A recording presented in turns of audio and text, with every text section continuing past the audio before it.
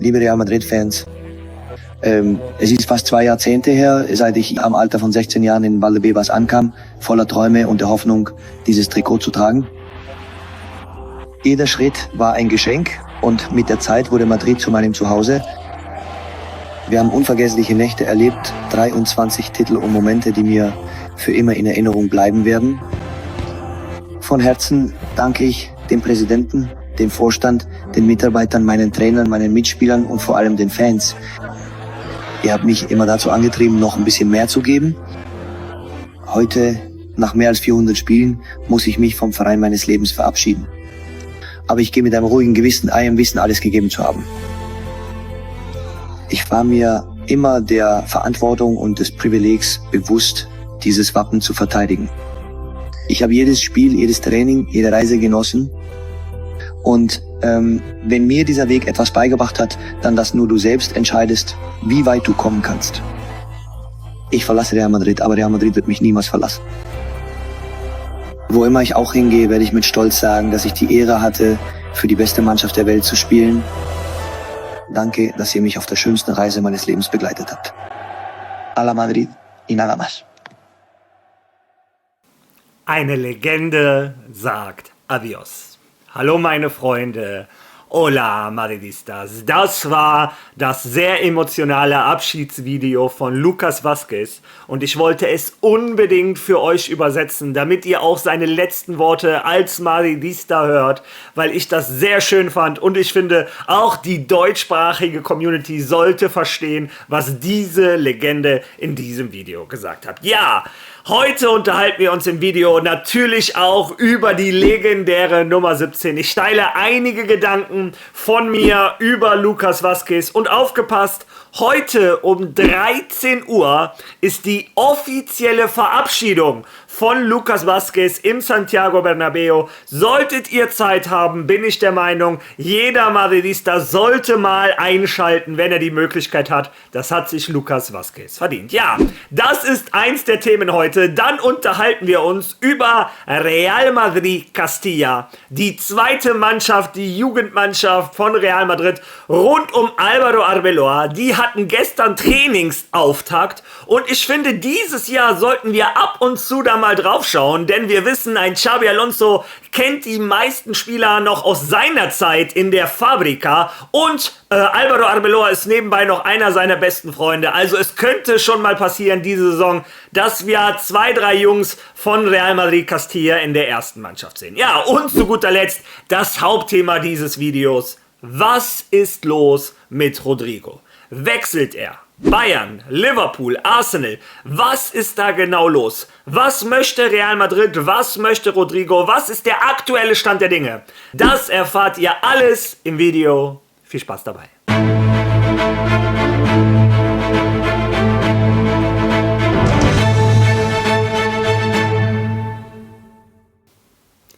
Fangen wir dieses Video mit positiven Informationen für den Madridismo an. Ich habe gestern gesagt, wenn es um Madrid geht, gibt es einige Journalisten, die sehr gut informiert sind. Und ich glaube, die Journalistin, die mit am besten informiert ist Arantxa Rodríguez. Und die hat gestern geschrieben, Jude Bellingham wurde erfolgreich wegen einer wiederholten Luxation seiner linken Schulter operiert. Die Operation wurde von den Ärzten Manuel Leyes und Andrew Wallace unter Aufsicht des medizinischen Dienstes von Real Madrid durchgeführt.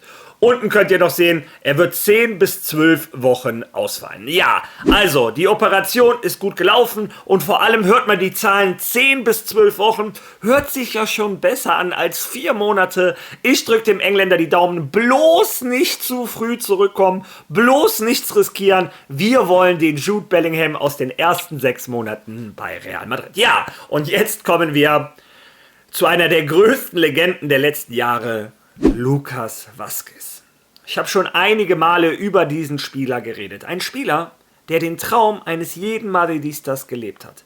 Aus der Jugendakademie, inzwischen 17 Jahre im Verein, war zwischenzeitlich mal für 1 Jahr ausgeliehen, aber hat den Sprung von der Fabrica in die erste Mannschaft geschafft. Ein unermüdlicher Arbeiter. Diese Spielertypen, ohne die ein Real Madrid nicht funktionieren würde. diese Spielertypen, die, wenn die wechseln würden, in einem anderen europäischen Top-Club, zumindest zu ihrer Prime, Stammspieler wären, vielleicht sogar Führungsspieler, aber die sich entscheiden, nein, anstatt bei einem Arsenal London oder bei einem Chelsea Stammspieler zu sein, sitze ich lieber bei Real Madrid die Hälfte der Saison mindestens auf der Bank, halte meine Klappe, sorge für gute Stimmung in der Kabine und arbeite mir meinen Arsch ab. Und dazu hat er immer wieder den Madridismo belohnt mit besonderen Momenten. Im Champions League gegen Benatia den Elfmeter, den er rausholt. Unendlich wichtige Tore, Champions League Finale gegen Atletico Madrid, den Elfmeter, den er auf den Finger den Ball jongliert. Viele Spieler haben danach in den Interviews gesagt, dass denen das eine unglaubliche Ruhe gegeben hat, zu sehen, wie locker lustig Lucas Vázquez da den Ball balancieren zum Elfmeterpunkt gegangen ist. Das hat der Mannschaft geholfen. Auch gegen Manchester City hat er verwandelt. Wie gesagt, nichts als lobende Worte und als Liebe für meinen Landsmann, für meinen galizischen Freund Lucas Vázquez. Lucas Vázquez, wie gesagt, solche Spielertypen sind für Real Madrid. Ohne die würde ein Real Madrid nicht funktionieren. Und auch wenn die letzten 1-2 Jahre nicht mehr die besten in seiner Karriere waren, weil er auf einer Position ausgeholfen hat, die nicht seine ist. Trotz alledem, auch wenn ihm oftmals nicht das gelungen ist, was er mit Sicherheit wollte, der liebt genauso Real Madrid wie du und ich, das hat man, glaube ich, auch in seinen Abschiedsworten gehört. Auch wenn es nicht alles geklappt hat, hat er alles gegeben bis zum letzten Tropfen. Er hat das gelebt, was ich finde, was der Madridismo ist. Hasta el final, siempre real. Er hat immer bis zur letzten Minute alles gegeben. Menschlich top, lustig für die Kabine, unersetzbar und fußballerisch in seiner Prime. Auch eine absolute Maschine. Ja, Lucas Vázquez, vielen Dank für jede einzelne Minute, die du im weißen Trikot gespielt hast. Vielen Dank für deinen unermüdlichen Einsatz, für deinen tollen Charakter. Ich wünsche dir sportlich nur das Beste. Mögest du deine Karriere auf einem absoluten Höhepunkt beenden. Allerdings bitte nicht gegen Real Madrid. Ja. Und wie gesagt, nicht vergessen, heute um 13 Uhr ist der Abschied auf Real Madrid TV. Ich werde es mir auf jeden Fall anschauen.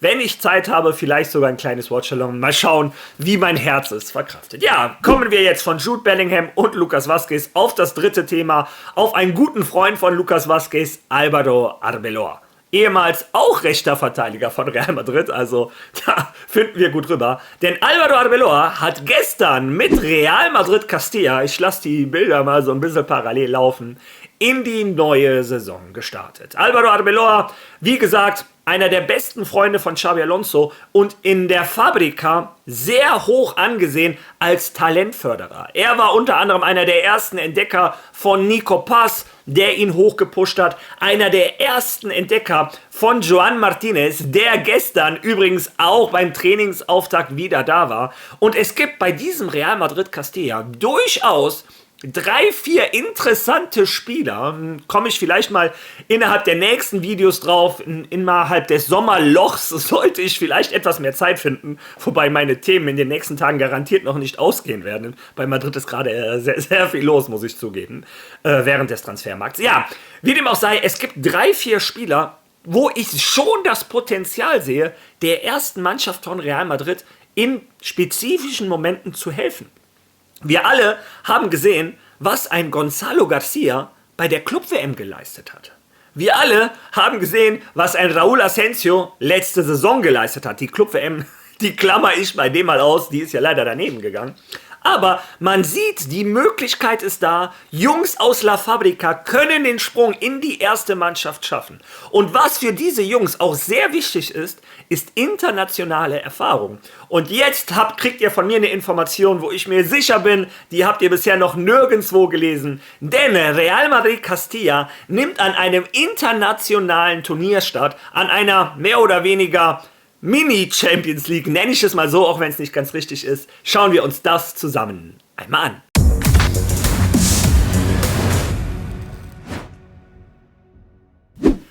Real Madrid Castilla nimmt zum ersten Mal in seiner Geschichte am Premier League International Cup teil. An diesem Saisonturnier nehmen 16 englische und 16 europäische Vereine teil. Es gibt Gruppen- und K.O.-Phasen. Offensichtlich handelt es sich um ein U23-Turnier, an dem nur Jugendmannschaften teilnehmen. Es ist eine Art Jugendliga, die von der Premier League organisiert wird und anscheinend nur auf Einladung funktioniert. Ich korrigiere, seit der letzten Saison ist es ein U21-Mannschaft mit der Option, einen Torwart und 3 Feldspieler ohne Altersbeschränkung zu verpflichten. Sofern nicht anders angegeben, werden alle Spiele in Großbritannien ausgetragen. Es spielen die 16 besten Reserveteams der Premier League und 16 eingeladene ausländische Teams. Ja, und für mich ist das eine sehr gute Nachricht. Real Madrid Castilla kann internationale Erfahrung schnuppern. Ein Gonzalo Garcia hätte sich letztes Jahr gegen die besten Talente aus Manchester City, United, Chelsea etc. messen können. Und wir wissen, die Jugendabteilung, die Jugendarbeit in England ist sehr stark. Für mich ist das ein guter Prüfgrad, um zu schauen, wie weit ist Real Madrid Castilla. Die sind vielleicht ein bisschen jünger als die Gegner, denn bei Real Madrid Castilla sind sie fast alle 18, 19. Trotzdem ist das natürlich eine tolle Erfahrung für diese Spieler. Und Real Madrid, Arbeloa, Xabi Alonso können schauen, wie stark sind unsere Jugendspieler wirklich im internationalen Vergleich. Ich freue mich drauf. Sobald ich herausfinde, ob man das irgendwo im Fernsehen schauen kann, lasse ich es euch wissen. Ja, also, wie gesagt, Álvaro Arbeloa, ich drücke dir die Daumen. Und übrigens, eine Frage an euch, an die Real Madrid-Experten. In den Kommentaren möchte ich lesen, ob ihr erkennt, wen Álvaro Arbeloa am Ende des Videos umarmt. Ja, gut. Bin ich mal gespannt, wer das alles weiß. Ja, und jetzt kommen wir zum Hauptthema Rodrigo. Ich glaube, das ist mit die Frage, die den Madridista zurzeit am meisten interessiert. Geht er jetzt? Bleibt er jetzt? Was ist der Stand der Dinge? Und gestern hat das AS einen Artikel dazu geschrieben, der den aktuellen Stand der Dinge ziemlich gut zusammenfasst. Lesen wir uns den zusammen einmal durch.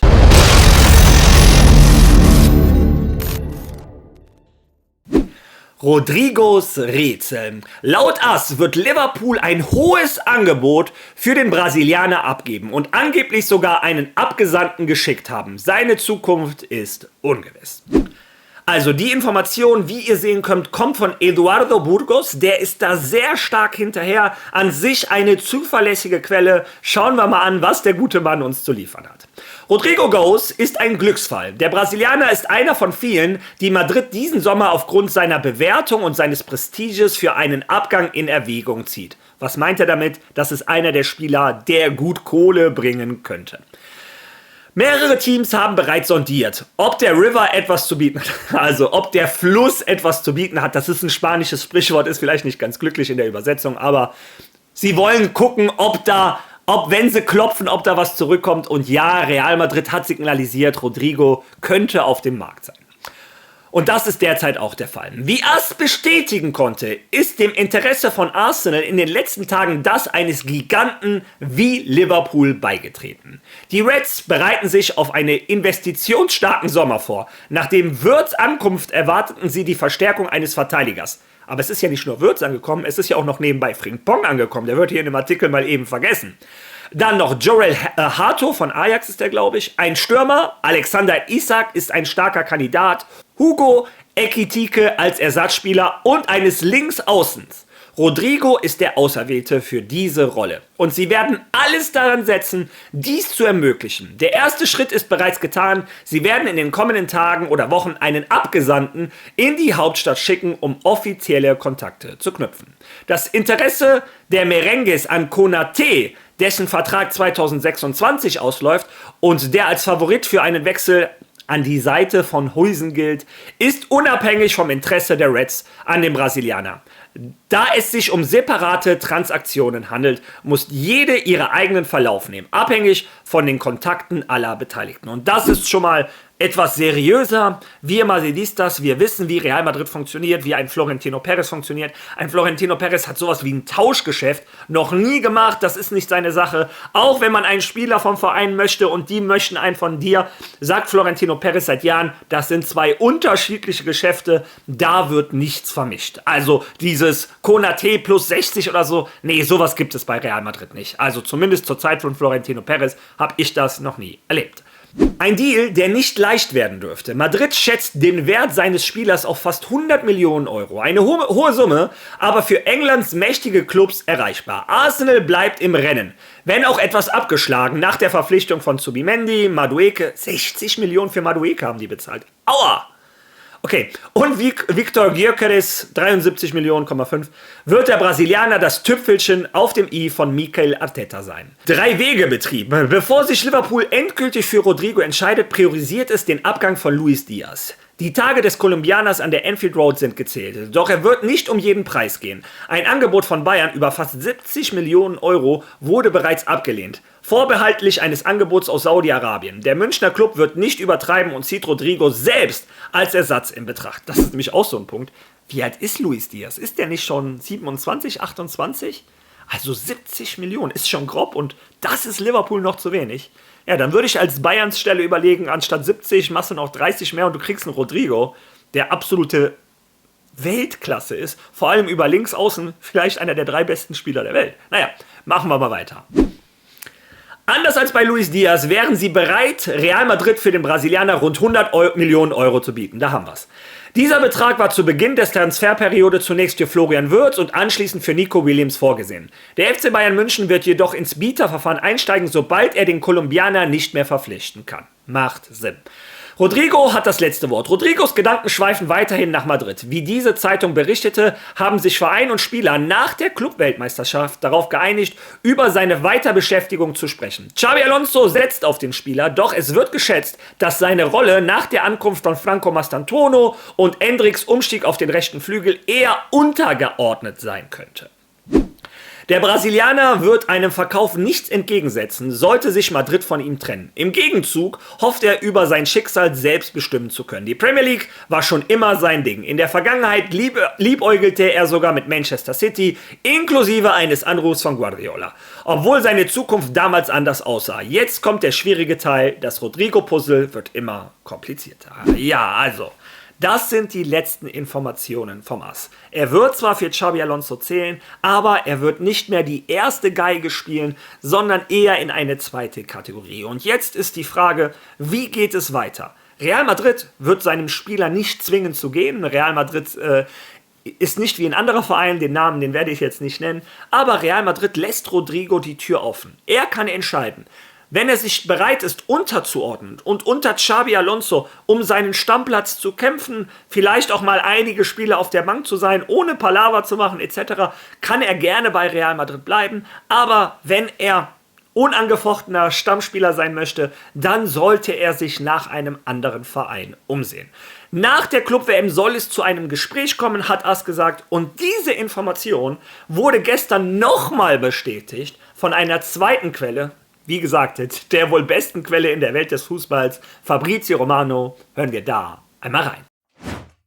Aber wenn es um Premier League Clubs geht, da sehe ich viele Gerüchte, aber im Moment kann ich garantieren, dass sich noch niemand bei Real Madrid gemeldet hat. Es gibt also noch keine Verhandlungen, keine direkten Gespräche. Und auch auf Spielerseite weiß man natürlich vom Interesse der Premier League Clubs, aber im Moment möchte man zuerst ein Gespräch mit Real Madrid führen. Und die erste Gesprächsrunde wird diese Woche stattfinden. Nach dem, was ich höre, wird es nicht bei diesem einen Gespräch bleiben. Für Rodrigo ist es immer noch nicht einfach, Real Madrid zu verlassen. Er mag Real Madrid sehr und deshalb ist es für ihn und seine Familie keine leichte Situation. Es fällt ihm schwer, sich von Real Madrid zu verabschieden. Aber die Situation ist klar. Nach 5-maligem aufeinanderfolgendem Platz auf der Bank, auch bei der Club-Weltmeisterschaft, zeigt das die Richtung an. In den nächsten Tagen werden Gespräche zwischen Rodrigo und Real Madrid stattfinden. Nach dem, was ich höre, wird Real Madrid ihm die Entscheidung komplett selbst überlassen. Real Madrid verschließt sich einem Abgang von ihm nicht. Es wird also vom Spieler abhängen. Warten wir ab, wie sich Rodrigo entscheidet. Premier League Clubs beobachten die Situation aufmerksam, denn einen Spieler wie Rodrigo auf dem Markt zu haben, wäre enorm. Doch nach dem, was ich höre, sind wir noch nicht in einem fortgeschrittenen Stadium dieser Geschichte. Ja, ihr habt es selber gehört. Die ersten Schritte sind noch in Babyfüßen, in Babyschritten, formuliere ich es mal so. Noch ist gar nicht klar, ob Rodrigo überhaupt gehen will. Es wird erst ein Gespräch stattfinden und ich glaube, das macht Sinn, dass die Parteien sich zusammensetzen und beide darüber reden, was ist dein Plan. Real Madrid, wie gesagt, wird ihn nie vor die Tür setzen und sagen, so, hau jetzt hier ab, Das macht Madrid nicht. Rodrigo wird seine neue Situation erklärt und er muss erstmal eine Entscheidung treffen. Da hängt ja auch ein Rattenschwanz dran. Seine Familie, seine Kinder haben da die Freunde, sie haben da ein Haus, wahrscheinlich Freundeskreis etc. Es ist nicht so einfach, dann einfach wegzuziehen in ein Land, wo auch nicht so fließend Spanisch gesprochen wird, wie logischerweise hier in Madrid oder in Spanien. Das ist klar. Ob Rodrigo das mit seiner Familie machen möchte, das bleibt im Endeffekt in seinen Händen. Also, die ganzen Informationen, er wechselt jetzt morgen nach Arsenal, Liverpool etc. Wir sind noch ganz am Anfang, der Transfermarkt geht noch sehr lange, also es könnte auch gut sein, dass Rodrigo bei Real Madrid bleibt. Ja, das ist der aktuelle Stand der Dinge. Ich hoffe, die Themen haben euch heute gefallen. Ich versuche, dieses Video so schnell wie möglich online zu bringen, damit wir alle noch Zeit haben, den Abschied von Lucas Vázquez zu sehen, dieser Legende den gebührenden Respekt zu bieten. Ja, und wir, schlage ich einfach mal vor, sehen uns morgen bei meinem nächsten Video. Bis dahin, ein ganz stolzes, ein ganz frohes und lautes Hola Madrid!